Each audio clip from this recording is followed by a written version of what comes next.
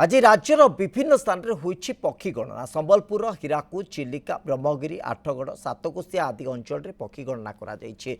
माछमरा डंगा साहाय्य camera, binocular आदि व्यवहार करी पक्षी गणना करा जायछि। एथिरे वन विभाग कर्मचारी, पक्षी विशारद एवं स्वेच्छासेवी माने सामिल होइथिले।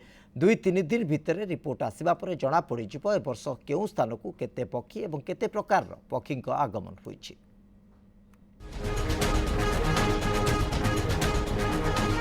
आज राज्य में होउछि पक्षी गणना। राज्यर विभिन्न स्थान में पक्षी गणना करा जाउछि। संबलपुर हीराकुद, चिलिका, ब्रह्मगिरी, आठगड़, सातकोशिया आदि स्थान में पक्षी गणना करा जाउछि। हीराकुद वेटलैंड बा आर्द्रभूमि रे पक्षी गणना करा जाउथुबा बेले एथिरे 32टी ग्रुप रे 70 जन सामिल होइथिले।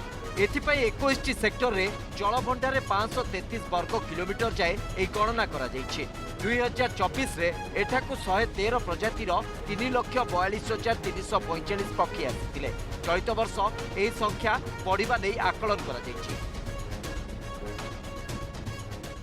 आमर total 550 square kilometre Hirakud wetland को आम 21टी सेक्टर भाग करूँ।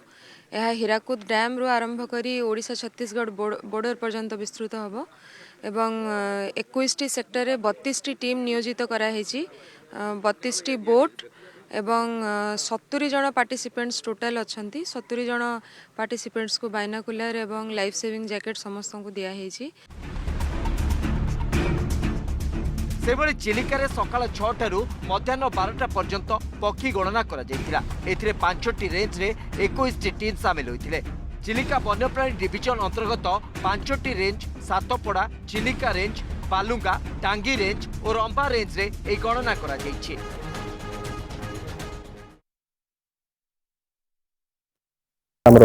स्टार्टिंग रो आमे देखलुनी बहुत नॉर्दर्न पिंटेल, नॉर्दर्न संबलर, गौडवाल स्पेसीस, आमर गार्गिनी स्पेसीस बहुत गुड़े स्पेसीस रही।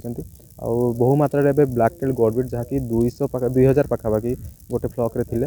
पक्षी गणना कार्यक्रम सकाळु आरंभ होईछि 6टा बेलू आ एक्सपेक्टेड सब रूट रे सब समस्त जाइछन्ति। जो 21टी टीम अछि हमर total Chilika wild life division पई करा जाइछि। 21टी टीम से मन जाइछन्ति और खराबेला सुधा पक्षी गणना कार्य शेष होई जिवो। पूरी डिविजन रे मध्य पक्षी गणना करा जाइछि। भोर 5:30 रु गणना कार्य आरंभ होइतिला, जेउथिरे वन विभाग कर्मचारी, पक्षी विशारद, स्वेच्छासेवी माने सामिल होइतिले। टोटल हमर डिविजन में 25टी टीम करा जाइछि। टोटल 5टा रेंज रे। तो वर्तमान हम ब्रह्मगिरी वनांचल रे अछंती। ब्रह्मगिरी वनांचल रे भी 4टी टीम हम करिछु। 4टी टीम रे विभिन्न फॉरेस्टर, डेप्टी रेंजर एवं स्क्वाड पिला मानन को नै विभिन्न प्रकार टीम छोट टीम करा जाइछि। एवं आम सकाल मॉर्निंग 5:30 टू आम आसी पहुँची एटर वर्तमान विभिन्न प्रकार बार्ड नोटिस करूँ। सेबळे आठगड़ वनखंड रे पक्षी गणना पई सर्वे करा जाइछि। 60टी टीम गठन करी 60टी स्थान रे विदेशी पक्षी मानकर गणना करा जाइछि।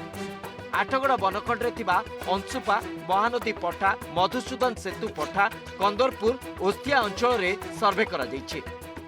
आमे वर्तमान अछंती धवलेश्वर पीठरे, जेहेतु जो आर्द्रभूमि अच्छी आठगढ़ वनखंड रे विभिन्न आर्द्रभूमि रे आज 5टी जाक रेंज रे प्राय विभिन्न रेंज रो जो कर्मचारी सहित बाहर आसुथिबा पक्षी विशारद माने मध्य ए गणना कार्य रे जोग दैछ।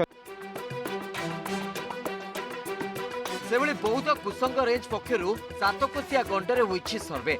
गंडर मारडा ठारू हरभंगा पर्यंत माछमरा डंगा साहाय्य कैमेरा, बायनाकुलर व्यवहार करी पक्षी गणना करा जाइछे। डिसेंबर ए गंड को विदेशी पक्षी को आगमन होता है और फेब्रुआरी पर्यंत पक्षी माने रही पुणी चली जाइथांती। सकाळु आमे 9टा समय बायनाकुलर साहाय्य एवं कैमेरा साहाय्य पक्षी मान गणना करथाउ। आ विदेश तो आमर अछंती किंगफिशर, स्कीमर, सैंड पेपर, चका चकाणी एमती विभिन्न भेराइटर पक्षी आसी था। आम ताको गणना करथाउ। 2-3 दिन भितरे रिपोर्ट आसिबो एवं या परे जणा पड़िबो केउ स्थान को केते पक्षीकर आगमन होइछि।